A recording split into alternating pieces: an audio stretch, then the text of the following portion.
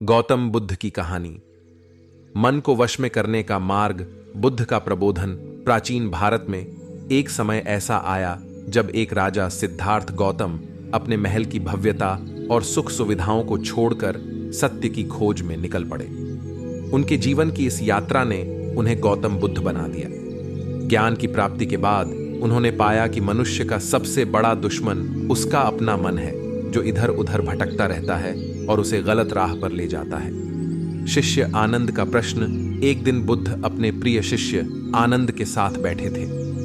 आनंद ने बुद्ध से पूछा, भगवान, मेरा मन बार बार इधर उधर भटकता है। मैं ध्यान करने की कोशिश करता हूं, परंतु विचार लगातार मुझे विचलित करते रहते हैं। कृपया मुझे बताएं कि मैं इसे कैसे नियंत्रित कर सकता हूं। बुद्ध ने उसे धैर्यपूर्वक सुना और कहा, आनंद, यह समस्या केवल तुम्हारी नहीं है, बल्कि सभी मनुष्यों की है। मन का स्वभाव ही ऐसा है कि वह भटकता रहता है, लेकिन इसे नियंत्रित करना असंभव नहीं है। मैं तुम्हें एक कहानी सुनाता हूं, जिससे तुम इसे बेहतर तरीके से समझ सकोगे। चंचल मन की कहानी। बुद्ध ने अपनी कहानी आरंभ की। एक समय की बात है, एक गांव में एक युवा किसान रहता था, जिसका नाम अर्जुन था। अर्जुन बहुत परिश्रमी था, लेकिन उसका मन हमेशा किसी न किसी चिंता में उलझा रहता था। एक दिन उसने सुन रखा था कि पास के जंगल में एक बुद्धिमान साधु रहते हैं, जो मन की समस्याओं का समाधान कर सकते हैं। अर्जुन ने निश्चय किया कि वह उस साधु के पास जाएगा और अपने मन की चंचलता का समाधान पाएगा। साधु का मार्गदर्शन अर्जुन जंगल में साधु के पास पहुंचा और उनसे अपनी समस्या बताई। साधु ने उसकी बात ध्यान से सुनी और कहा, अर्जुन, मन को नियंत्रित करने के लिए तुम्हें 3 चीजें करनी होंगी: सही ध्यान, सही संगति और सही कर्म। पहला, सही ध्यान का अभ्यास करो। जब भी तुम्हारा मन इधर उधर भटके, उसे वापस लाने का प्रयास करो। यह एक सरल लेकिन प्रभावी उपाय है। ध्यान तुम्हें अपने भीतर की शांति और स्थिरता का अनुभव कराएगा। सही ध्यान का अभ्यास। साधु ने अर्जुन को ध्यान की विधि सिखाई। अर्जुन ने दिन रात साधु के निर्देशों का पालन करते हुए ध्यान करना शुरू किया। आरंभ में उसका मन बहुत भटकता था, पर धीरे धीरे उसने पाया कि वह अपने विचारों को नियंत्रित कर सकता है। उसकी एकाग्रता बढ़ने लगी और मन की चंचलता कम होने लगी। सही संगति का महत्व। साधु ने अर्जुन को दूसरा महत्वपूर्ण उपाय बताया। सही संगति का चयन करो। बुरे लोगों के साथ रहने से बुरी आदतें जल्दी सीख जाती हैं। इसलिए हमेशा ऐसे लोगों के साथ रहो जो तुम्हें सही मार्ग पर चलने के लिए प्रेरित करें। अर्जुन ने इस बात को समझा और अपने पुराने मित्रों से दूरी बना ली, जो उसे गलत कार्यों में उलझाते थे। उसने नए, सकारात्मक और प्रेरणादायक मित्र बनाए।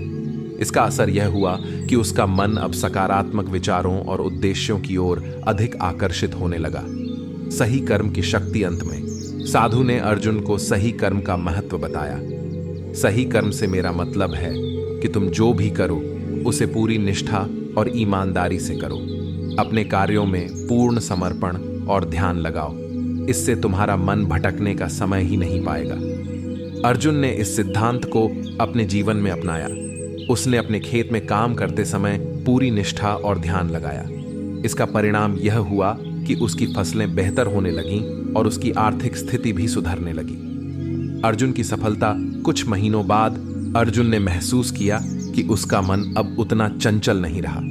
वह अपनी समस्याओं को बेहतर तरीके से समझने और हल करने में सक्षम हो गया था। उसने साधु का धन्यवाद किया और अपने जीवन को नई दिशा देने के लिए उनके निर्देशों का पालन करता रहा। बुद्ध की शिक्षा। बुद्ध ने अपनी कहानी समाप्त की और आनंद की ओर देखा। उन्होंने कहा, आनंद, अर्जुन की तरह ही तुम भी अपने मन को नियंत्रित कर सकते हो।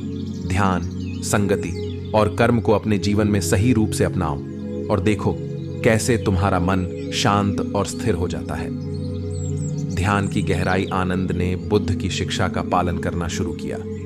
उसने नियमित रूप से ध्यान करना शुरू किया और धीरे धीरे उसने महसूस किया कि उसके विचार स्थिर होने लगे हैं। ध्यान के माध्यम से उसे अपने भीतर की शांति और संतुलन का अनुभव होने लगा। उसने पाया कि जब भी उसका मन भटकता, वह ध्यान के अभ्यास से उसे वापस सही मार्ग पर ला सकता है। संगति का चयन। आनंद ने अपने आसपास के लोगों का चयन बुद्ध की शिक्षा के अनुसार किया। उसने उन लोगों के साथ अधिक समय बिताना शुरू किया जो सकारात्मक और प्रेरणादायक थे। इसने उसे न केवल मानसिक शांति दी बल्कि उसकी आत्मा को भी बल मिला। सही संगति ने उसे अपने लक्ष्य की ओर बढ़ने में मदद की। कर्म में समर्पण आनंद ने बुद्ध की तीसरी शिक्षा पर भी अमल करना शुरू किया। उसने अपने कार्यों को पूरी निष्ठा और ईमानदारी से करना शुरू किया। चाहे वह किसी की सेवा हो या ध्यान का अभ्यास, उसने हर कार्य को पूरी तन्मयता के साथ किया। इसका परिणाम यह हुआ कि उसकी आध्यात्मिक यात्रा में उसने उल्लेखनीय प्रगति की। आनंद की सफलता कुछ समय बाद आनंद ने महसूस किया कि उसका मन अब स्थिर हो गया है। वह बुद्ध की शिक्षाओं के प्रति समर्पित हो चुका था और उसके जीवन में शांति और संतुलन का अनुभव हो रहा था। उसने देखा कि अब उसका मन कम ही भटकता है और वह अधिक केंद्रित और शांत हो गया है। बुद्ध का अंतिम संदेश। बुद्ध ने आनंद की सफलता को देखकर प्रसन्नता व्यक्त की। उन्होंने कहा, आनंद, तुमने जो सीखा है उसे जीवन भर अपनाए रखना। मन को नियंत्रित करना एक निरंतर प्रयास है। ध्यान, संगति और कर्म के प्रति समर्पित रहो और तुम जीवन में शांति और संतुलन को बनाए रख सकोगे। सत्य की राह पर आनंद ने बुद्ध के अंतिम संदेश को हृदय से स्वीकार किया और जीवन भर उसे अपनाने का प्रण लिया। उसने समझा कि मन को नियंत्रित करने की यात्रा आसान नहीं है, लेकिन सही मार्गदर्शन और समर्पण से यह संभव है। उसने बुद्ध की शिक्षाओं को अपने जीवन का आधार बनाया और सत्य की राह पर चलते हुए अपने जीवन को सफल और सार्थक बनाया। निष्कर्ष।